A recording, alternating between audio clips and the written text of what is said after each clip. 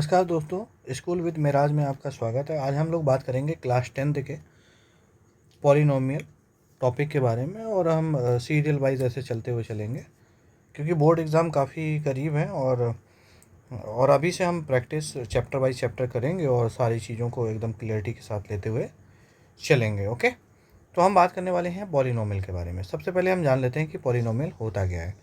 तो combination of the variable and constant is called the polynomial. एक तरीके से हम कह सकते हैं कि जैसे कि x एक वेरिएबल है और 7 एक कांस्टेंट है, तो दोनों के समायोजन को ही हम पॉलिनोमियल कहते हैं। ओके, सबसे पहले हम डिग्री जानने से पहले हम ये बात कर लेते हैं कि टाइप्स ऑफ पॉलिनोमियल कितने होते हैं।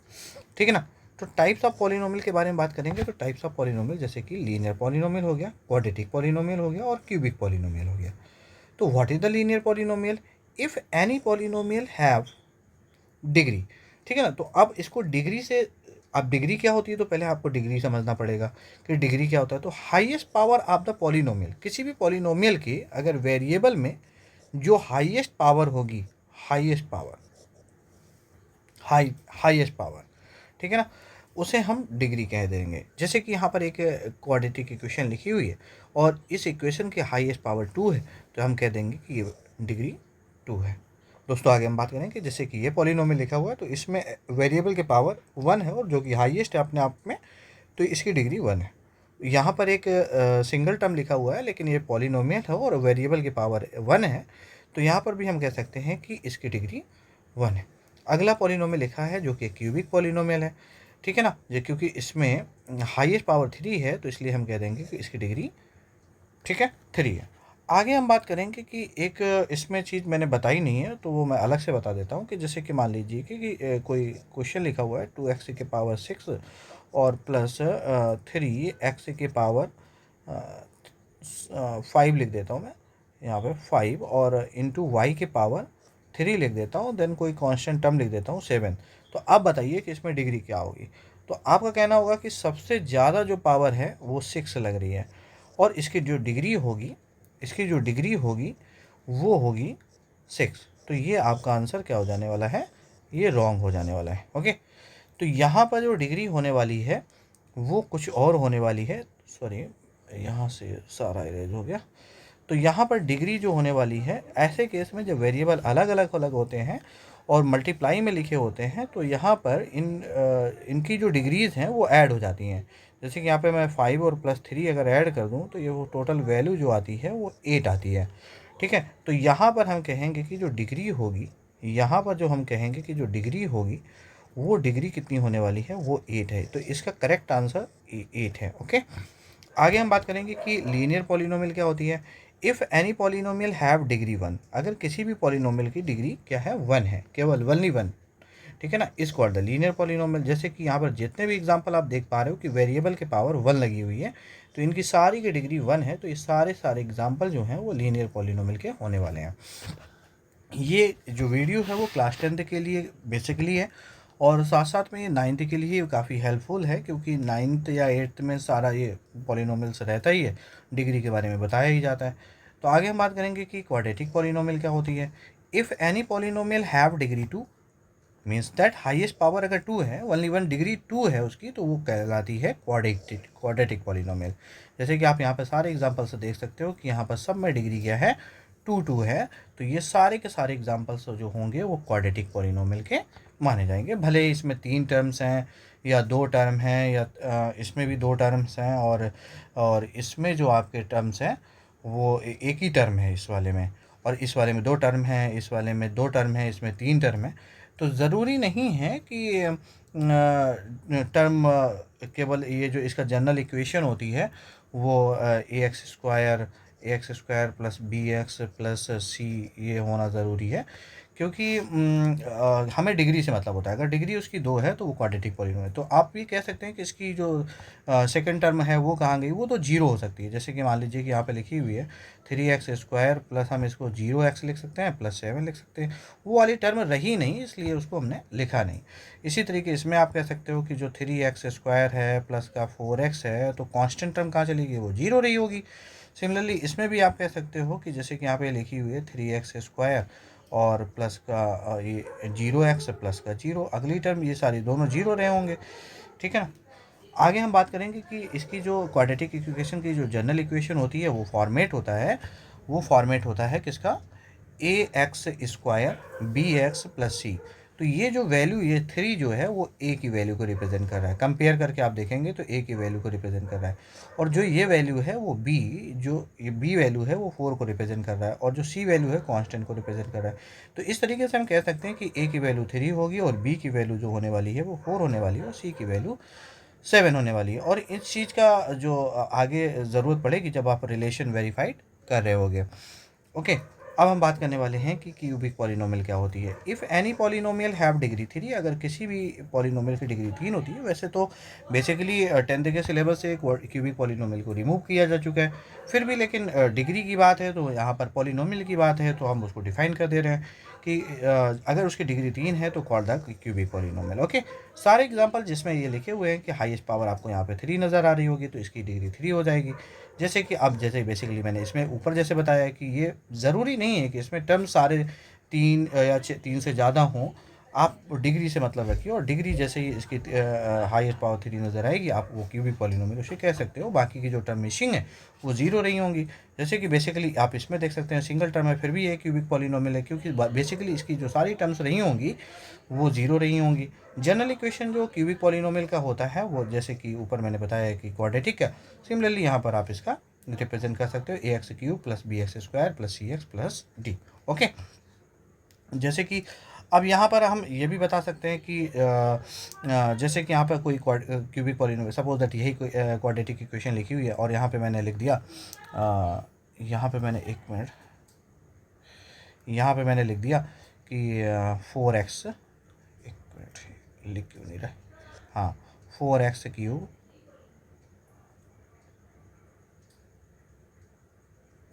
4x क्यूब और प्लस का 3x स्क्वायर और प्लस का 9x और प्लस का 6। ओके, तो आप यहाँ पे देख सकते हो कि ये जो a की वैल्यू है यहाँ पर कंपेयर करेंगे तो ये 4 हो जाएगी, और b की जो वैल्यू है वो कंपेयर करेंगे तो 3 हो जाएगी, और c की वैल्यू कंपेयर करेंगे तो वो 9 हो जाएगी, और d की वैल्यू जो कांस्टेंट होती है वो यहाँ पे हम कांस्टेंट को d से डिनोट करेंगे, वो 6 वैल्यू हो जाएगी।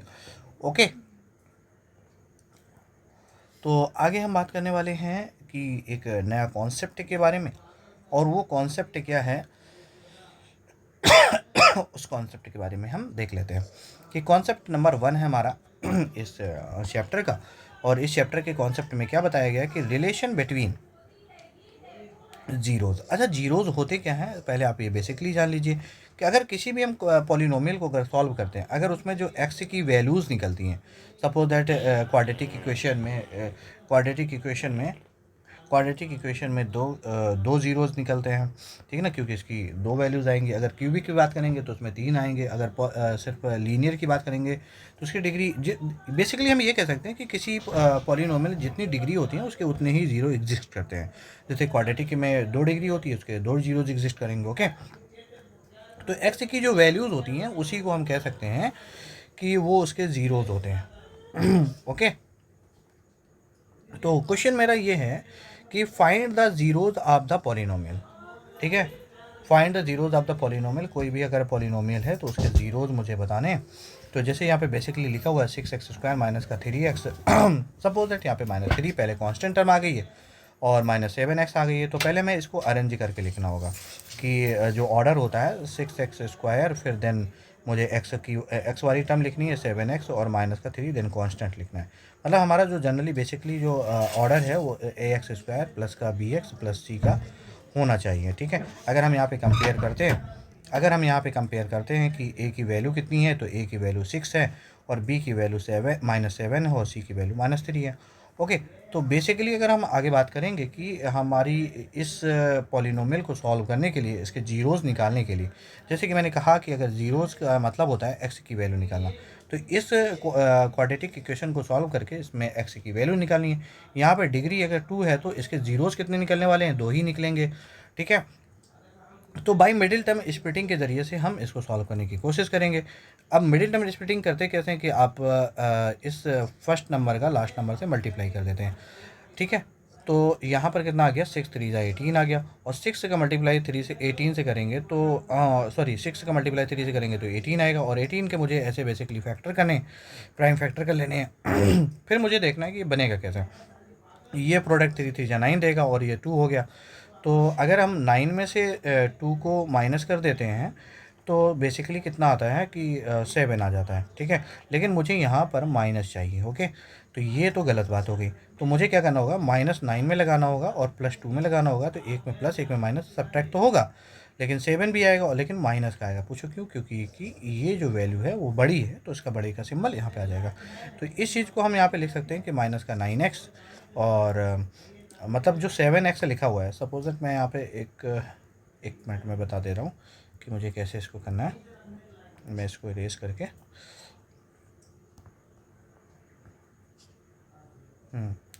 तो मैं इसको इरेज करके यहाँ पे बता दे रहा हूँ कि कैसे करना है। हाँ, यहाँ पे सपोज दैट जैसे कि यहाँ पे माइनस का 7x लिखा है, तो माइनस को 7x को मिडिल टर्म स्प्लिटिंग के ज़रिए से सॉल्व करने पे माइनस का 9x और प्लस का 2x करेंगे, ठीक है ना। तो ये वैल्यू कितनी आ जाएगी, माइनस का 7x ही आएगी। तो हम यहाँ पर इसको मिडिल टर्म स्प्लिटिंग से सॉल्व करेंगे। तो इस चीज़ को आप ये लिख दिए और ये लिख दिए, दो टर्म में डिवाइड कर दिए। अब इसको इसमें और इसमें और इसमें और इसमें हमें कॉमन देखना है। तो इसमें हमें 3 कॉमन नज़र आ रहा है और x कॉमन नज़र आ रहा है, तो ब्रैकेट में हमारा बच जाएगा ये। और इसमें कुछ कॉमन नहीं नज़र आ रहा है, तो कुछ कॉमन नहीं नज़र आ रहा है तो प्लस पहले है तो प्लस लगा देना है, और 1 कॉमन नज़र आता है जब कुछ कॉमन नहीं होता है। और जब कॉमन लेंगे तो आपको यही बचेगा। अगर हमारे ब्रैकेट में दोनों चीज़ें सेम आ जाती हैं तो इसका मतलब हमारी जो मिडिल टर्म स्प्लिटिंग है वो बिल्कुल सही ढंग से हुई है। और फिर या तो आप ये कर लीजिए कि इन दोनों टर्म में से इन दोनों टर्म में से किसी एक टर्म को यहाँ पर मैंने लिख दिया। फिर यहाँ पे फिर 3x और +1 को लिख देना है, ठीक है। फिर आप इसको क्या करना है, इसको सॉल्व कर लेना है। इसको सॉल्व करना है, इसको 0 के इक्वल लिखना है, फिर इसको भी 0 के इक्वल लिखना है, ठीक है। 2x माइनस का 3 इक्वल टू 0, तो 2x इक्वल टू 3, तो x की वैल्यू जो आने वाली है वो 3/2 आने वाली है। और यहाँ x की जो वैल्यू आने वाली है वो कितनी आने वाली है कि वो माइनस का 1/3 आने वाली है। तो ये वैल्यू हो गई अल्फ़ा की और ये वैल्यू हो गई बीटा की, ओके।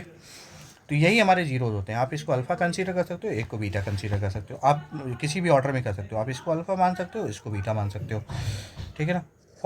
अब हमें यहाँ पे क्या करना है, relationship, for relationship between the zeros and coefficient. अगर हमें इसमें रिलेशनशिप दिखाना है तो हमें रिलेशनशिप कैसे दिखाना होता है, वी नो दैट, हम जानते हैं ये हम जानते हैं कि सम ऑफ जो जीरोज़ होता है, क्योंकि जीरोज़ हमारे अल्फ़ा और बीटा होते हैं, ठीक है ना। हम अल्फ़ा और बीटा से जीरोज़ को डिनोट करते हैं। तो सम ऑफ द जीरोज़ अगर हम करेंगे तो इसका जो फार्मूला होता है वो माइनस का बी वाई होते हैं। और माइनस का बी वाई कौन से बी वाई होते हैं, कौन से बी वाई होते हैं, ये बी वाई होते हैं। जैसे कि मैंने यहाँ पे ए की वैल्यू ये बताई थी 6 होती है, बी की वैल्यू -7 हो जाएगी, सी की वैल्यू जो हो जाएगी -3 हो जाएगी। तो यहाँ से वैल्यू ले सकते हो, और वो बेसिकली मैंने यहाँ पे लिख रखी है, ये चीज़ यहाँ पे लिखी हुई है। तो सम ऑफ द ज़ीरो जो है वो माइनस b/a होती है। तो और सम ऑफ जीरोज़ को हम क्या लिख सकते हैं, अल्फ़ा प्लस बीटा लिख सकते हैं, अल्फ़ा प्लस बीटा माइनस का b/a। तो अल्फ़ा की वैल्यू ये हो जाएगी। अल्फ़ा की वैल्यू जब आपकी ये है और बीटा की वैल्यू ये है, तो मैंने अल्फ़ा की जगह पर ये वैल्यू लिख दी और बीटा की जगह पर ये वैल्यू लिख दी, और दोनों को सॉल्व किया तो ये 7/6 आ गया। और मैंने देखो यहाँ पर जो माइनस पहले से लगा हुआ है ये, और b की वैल्यू -7 है, तो मैंने यहाँ पर ये माइनस लगाया और ये -7, तो ये माइनस माइनस हो गया प्लस। और a की वैल्यू कितनी है, यहाँ पे 6 है, तो मैंने a की वैल्यू यहाँ पे नोट डाउन कर दी, ओके। तो ये सॉल्व किया तो ये दोनों वैल्यू इक्वल आ गया, तो ये रिलेशन वेरीफाइड हो गया। सिमिलरली यहाँ पर हम जानते हैं कि प्रोडक्ट ऑफ जीरोज़ जो होता है, प्रोडक्ट ऑफ जीरोज़ क्या होता है, उसका फार्मूला होता है c/a। अब c/a में अगर हम देखेंगे कि सी की वैल्यू कहाँ से मिलेगी, सी की वैल्यू यहाँ से, ये सी की वैल्यू -3 है, और ए की वैल्यू कहाँ पर है, ये 6 है। तो अल्फ़ा इंटू बीटा, तो अल्फ़ा की वैल्यू कितनी है, यहाँ पर आप देख सकते हो कि अल्फ़ा की वैल्यू जो एक्स की दो वैल्यू आई हैं, एक अल्फ़ा माना है और एक को बीटा माना हुआ है। तो एक्स की वैल्यू 3/2 आ जाएगी, तो 3/2 मैंने यहाँ पे पुट कर देना है। बीच में प्रोडक्ट लगा हुआ है, डॉट का मतलब प्रोडक्ट होता है, तो प्रोडक्ट लगा दिया, मल्टीप्लाई का सिंबल लगा दिया, और बीटा की वैल्यू यहाँ पे लिखी माइनस का 1/3, इसको रख दिया, और इक्वल टू यहाँ पे लिख दिया, और c/a, सी की वैल्यू कितनी है -3 और a की वैल्यू कितनी है 6। इसको सॉल्व किया तो माइनस का 1/2 आ गया, और इसको मैंने सॉल्व किया तो कितना आ गया, माइनस का 1/2। तो यहाँ पर आप देख सकते हैं कि यहाँ पर भी दोनों वैल्यू सेम आ रही हैं, और यहाँ पर भी दोनों वैल्यू सेम आ रही हैं। तो हम कह सकते हैं कि जो हमारा रिलेशन है वो वेरीफाइड है, ओके। दोस्तों आज हम इस पहले कॉन्सेप्ट को यहीं पे ख़त्म कर रहे हैं, क्योंकि वीडियो में छोटे छोटे बनाने हैं ताकि स्टूडेंट्स को कोई प्रॉब्लम ना हो। और इसी तरीके हम कॉन्सेप्ट वाइज आगे बढ़ते रहेंगे। अगर वीडियो को अच्छा लग रहा है या आपको लग रहा है कि मैं नॉलेज दे पा रहा हूँ, तो आप वीडियो को लाइक कर लीजिए और चैनल को सब्सक्राइब ज़रूर कर लीजिए, ताकि आगे आने वाली वीडियो आपके लिए हेल्पफुल होंगी। और क्योंकि बोर्ड एग्ज़ाम बहुत ही करीब है, तो इसलिए आप चैनल को सब्सक्राइब करके रखिए और बेल आइकन ज़रूर दबा लें, ताकि जो आगे आने वाली वीडियोज़ होंगे तो वो आपको टाइमली मिल सकेंगे। ओके।